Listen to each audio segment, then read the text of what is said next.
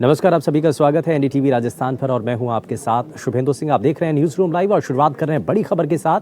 जयपुर से खबर है जहां एसआई भर्ती मामले को लेकर के आज कोर्ट में सुनवाई हुई है और सरकार की तरफ से अतिरिक्त महाधिवक्ता विज्ञान शाह ने इस मामले पर पैरवी की है। उन्होंने कहा कि हमने कभी नहीं कहा कि हम भर्ती रद्द नहीं करेंगे, लेकिन हम जो भी फैसला करेंगे वो कानूनी रूप से सही होना चाहिए। वहीं जस्टिस समीर जैन ने कहा कि सरकार को तय समय में फैसला करना चाहिए, तब तक हम यथास्थिति बनाए रखेंगे। साथ ही कोर्ट ने पूछा कि आपकी एसआईटी महाधिवक्ता की राय एक तरफ है और आप कोर्ट में दूसरी दिशा की बात कर रहे हैं, इसका आधार आखिर क्या है।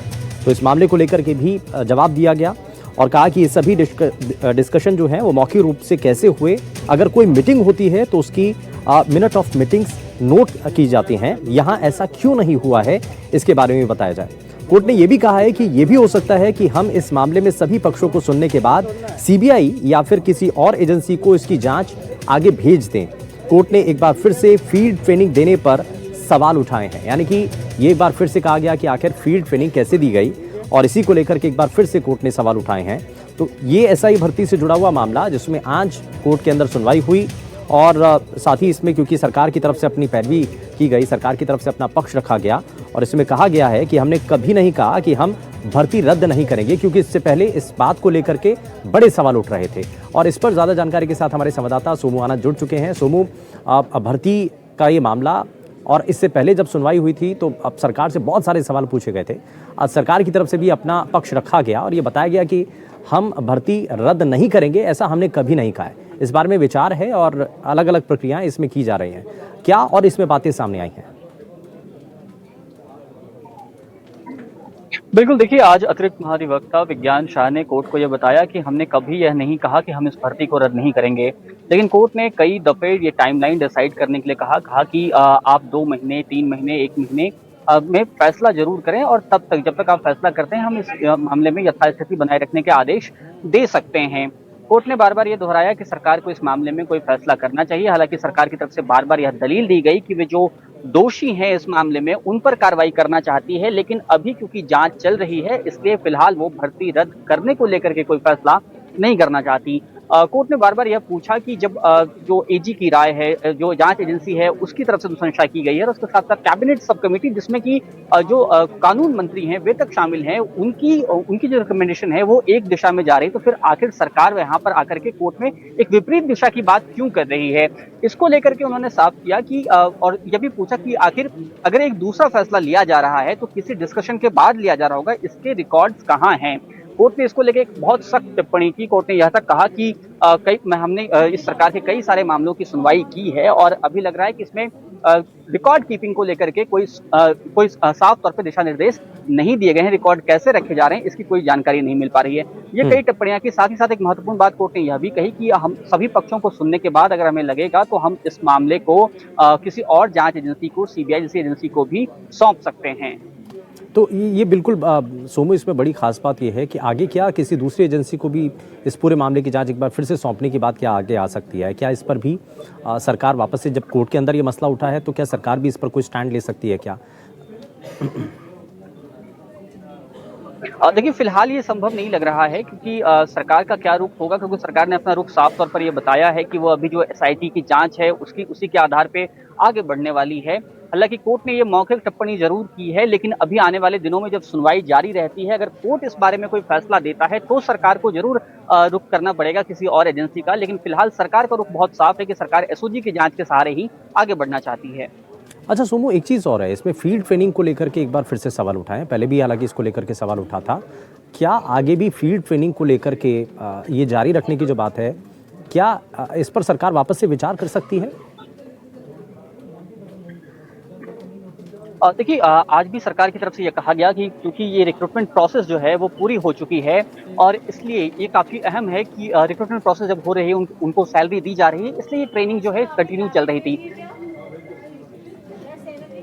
फिर उसके बाद ये नॉर्मल प्रोसीजर था कि उनको आगे की ट्रेनिंग जो है वो दी जाएगी, लेकिन जो फील्ड ट्रेनिंग पर रोक लगाई गई है उसके बाद के वे सारे लोग यहाँ पर बैठे हुए हैं।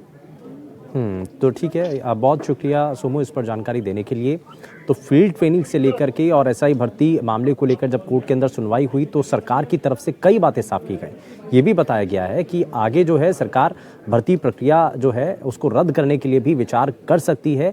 ऐसा नहीं है कि इसके बारे में विचार नहीं किया जा रहा है, लेकिन सही समय आने पर ही इस पर बात रखी जाएगी। आगे कोर्ट में क्या सुनवाई होती है इस पर नजर रहेगी। लेकिन खबरों में आगे बढ़ रहे हैं। प्रतापगढ़ से खबर है, जहां आपको बता दें कि पुलिस ने नशे के खिलाफ एक बड़ी कार्रवाई को अंजाम दिया है और मादक पदार्थ तस्करी मामले में ये बड़ी कार्रवाई की गई है।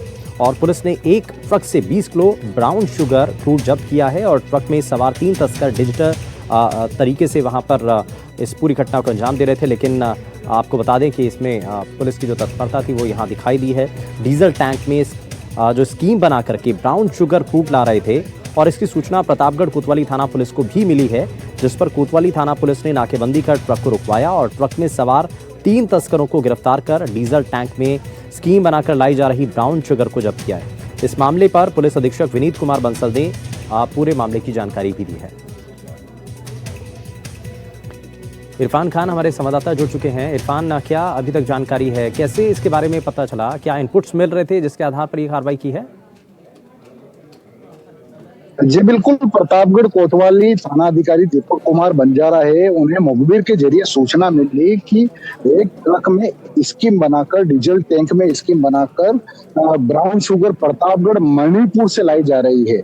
इस पर उन्होंने नाकाबंदी की। कोतवाली थाना के जस्ट सामने जो प्रतापगढ़ से मंदसौर मार्ग है उस पर नाकाबंदी की। नाकाबंदी कर ट्रक को रुकवाया। ट्रक को रुकवाने के बाद में जब ट्रक की पूरी तरीके से तलाशी ली तो ट्रक में डीजल टैंक होता है, उस डीजल टैंक में 2 पार्टीशन कर रखे थे। जो तस्कर थे उस ट्रक में 3 तस्कर बताए जा रहे हैं, जिन्हें पुलिस ने गिरफ्तार कर लिया है। साफ तौर पर जो स्क्रीन पर विजुअल चल रहे हैं उन पर विजुअल के तौर पर भी साफ तौर पर देख सकते हैं, तीनों तस्कर है वो सामने हैं।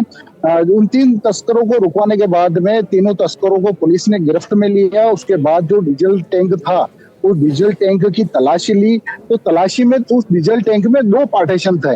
एक पार्टीशन में डीजल भरा हुआ था और दूसरे पार्टीशन में जो ब्राउन शुगर क्रूड है वह पुलिस को मिली है। लेकिन इन तस्करों में बड़ी ही चालाकी से जो डीजल टैंक था उस पर जो एक यानी कि कहे तो ब्राउन शुगर जो क्रूड है उसे रखने के लिए एक थोड़ी सी जगह बना रखी थी। उस जगह के ऊपर इन्होंने जो नॉर्मली जो ट्रक के ऊपर डीजल टैंक पर क्लिप लगती है वह क्लिप लगाई। उस क्लिप यानी कि कुल मिलाकर बात की जाए तो पुलिस की बहुत बड़ी कार्रवाई है।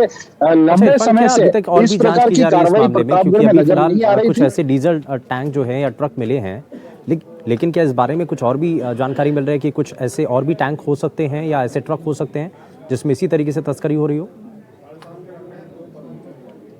जी बिल्कुल, ये एक जांच का विषय है और पुलिस इसमें और बहुत जल्द खुलासा करने वाली है।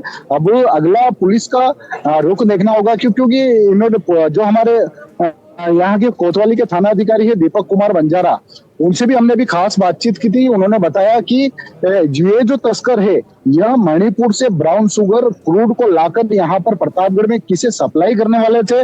पुलिस ने उस जो तस्कर थे उनके मोबाइल से वो नंबर भी बरामद कर लिए हैं और पुलिस जो ये जिसके लिए ये तीनों जो तस्कर है वह ब्राउन शुगर क्रूड लेकर आए थे उन्हें भी जल्द गिरफ्त में लेगी। यह अभी दीपक कुमार जो कोतवाली थाना अधिकारी है उन्होंने हमें जानकारी साझा की है। जी।